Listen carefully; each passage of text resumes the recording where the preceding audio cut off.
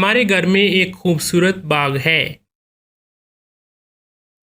میرے باغ میں مختلف قسم کے پودے ہیں۔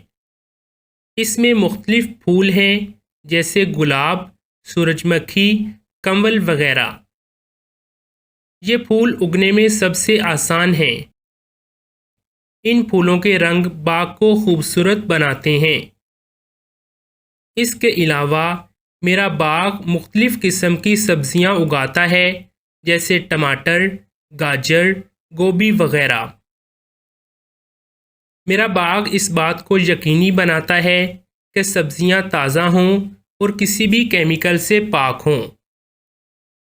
میرے باغ میں بہت سے جھولے ہیں کیونکہ میں اس پر جھومتے ہوئے گھنٹوں گزار سکتا ہوں اور بور نہیں ہو سکتا۔